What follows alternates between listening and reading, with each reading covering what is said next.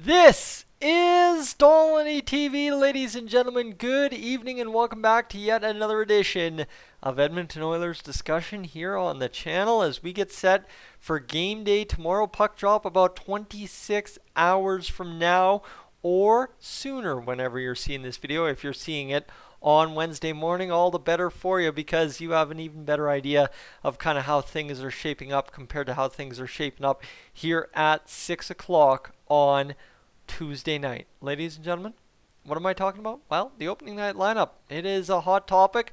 We just discussed the taxi squad in the video prior, so if you haven't done that, go do yourself a favor and check that out. And secondarily to that, I need to tell you, if you're new to the channel and you want to be here for game day tomorrow, get your pregame, get your game stream in, and then of course get your post-game from Dolynny TV. Well, maybe consider in the next 10 minutes or so hitting that subscribe button and sticking around for what's going to be an excellent start against the Vancouver Canucks tomorrow and then Thursday. Let's get to it. The opening night lineup projected by Bob Stauffer for the Vancouver game on January 13th. That's tomorrow. Wow, I can't believe it. RNH, McDavid, Kazian, we talked about that, right? There were a couple options you could go with, but that is the option the Edmonton Oilers are going to roll with. More than likely, if Bob Stauffer, who got promoted to be on the Sportsnet telecast, is now saying that this is how it's looking, I imagine it's going to look pretty much exactly like this. If one thing's missing, we'll talk about it in a moment. Cahoon, Draisaitl, Yamamoto, a new second line. Some Oilers fans concerned RNH isn't on the second line anymore. Well, McDavid, RNH have chemistry. You can talk about that line as a whole not having chemistry. That's a whole nother discussion that we'll see what they do in the regular season as opposed to a play-in 4-game set against Chicago. Now Cahoon, Draisaitl, Yamamoto, that's the new look second line. Cahoon, a proven half-point per game player. You've got Yamamoto, who's almost a point per game, and you've got Draisaitl, who is the reigning Hart Trophy MVP winner in the NHL. I'm sorry. Sorry if I sound excited about this line. This line has just as much potential as RNH, Draisaitl, and Yamamoto. Now the new look third line. There are new look lines all over this lineup depending on how you look at it other than the top line. You've got Archibald, Turris, Puljujarvi on that third line, and that is as legit of a third line as the Oilers have had or could have hoped to have in a long time now. And this is going to be a fun line to watch. All right-hand shots, speedy, grindy, kind of mix it up guys in Puljujarvi and Archibald based on their size and kind of how they handle themselves on the ice. Turris, an elite playmaking centerman. He knows how to win draws. It's going to be very interesting to see how Kyle Turris complements two guys that go to work along the boards, or that's where they should thrive based on size and skill level of the two wingers that Kyle Turris has. Now, Tyler Ennis, Jujhar Khaira, Alex Chiasson, this is a variation of sorts of the fourth line we saw in the playoffs. Ennis, of course, he was inside the top 6 for the playoffs before having his leg broken in that awkward collision at the end boards behind the Oilers' net. Now you'll see him get that chance to get the season started in a limited capacity and then hopefully work his way up the lineup into that third line role with Turris and Puljujarvi if Archibald is not to cut it there. Of course, this all depends on what James Neal does and when he gets back in the lineup and all that fancy stuff. Jujhar Khaira, hold on. Thought we put this guy on the waiver wire. Why is Jujhar Khaira in here? Well, as far as I can understand from everything I've read about the taxi squad is you have to be waived to go to the taxi squad.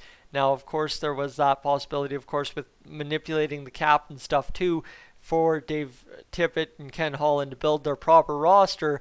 They had a couple of solutions to go here, and it made more sense to have Ryan McLeod on the taxi squad after Jujhar Khaira cleared waivers than to go play on the taxi squad and have Ryan McLeod on the lineup because you want to be as far above the cap, close to Clefbaum's max contract value for this year to enact LTIR. They didn't go the traditional LTIR, go as close to the cap and enact over. They went as close to the Clefbaum contract and then go over that way. So I think there's performance bonuses with Bouchard that come into factor. I am not by any means a salary cap expert. I pretend to know what I'm talking about at best most times, so please forgive me if I can't fully explain it to you to understand, because I straight up don't understand half of what I've read on Twitter about the salary cap for the Oilers today. It's a mess. That's all we know. That's all we need to know. Okay? Simple, done and dusted. So Jujhar Khaira does likely draw into the Edmonton Oilers lineup tomorrow evening against the Canucks. And against the Canucks, I don't mind that at all. They've got some grindy guys in the bottom six. We could use a Jujhar Khaira, especially playing alongside Alex Chiasson on the fourth line. We're not asking Khaira to be a third line winger anymore. We're asking him to be a fourth line centerman, which he proved to thrive in at times in the playoffs last year. Now, what you don't see is a Nygaard, a Patrick Russell, Gaetan Oss, James Neal. Count those guys off. We are going with 12 forwards. No Devon Shore either. So Devon Shore more than likely about to be released from his PTO coming up here sometime today on Twitter. I'm sure it will be announced. Now Nurse, Bear, that's your top pair. That's what we knew. The second pair, Jones, Larson, they're going to be just as capable as Nurse and Bear, and we should look forward to seeing those two lines battle it out in the first game tomorrow to see kind of who asserts dominance and who gets that role as the quote-unquote number one pair. Jones would love to kind of show up Bear, I'm sure, and Bear would love just as much to show up Jones. Those are two good kids that we've developed in the farm system that really thrive on kind of beating each other or working with each other. And I mean, watch out for potentially a Jones-Bear pairing at some point this season. Wouldn't that be something to look at and marvel at for Oilers development in the farm system? Chris Russell and Tyson Barrie, your third pair. This is, if you're going to look at a third pair, this is your fair third pair. Barrie, who will see substantial time on the power play hopefully tomorrow night with the Canucks being undisciplined and taking a bunch of penalties and costing themselves the game and the first loss of the season. Just saying. I've got some premonitions here maybe. And well, Tyson Barrie could be a big part of that, because Tyson Barrie is going to be a big part of my decor on my fantasy team this season. I promise you that, unless he gets injured, which typical Oilers and away it goes. However, who you don't see in here is Evan Bouchard, Slater Cuckoo, or William Lagesson.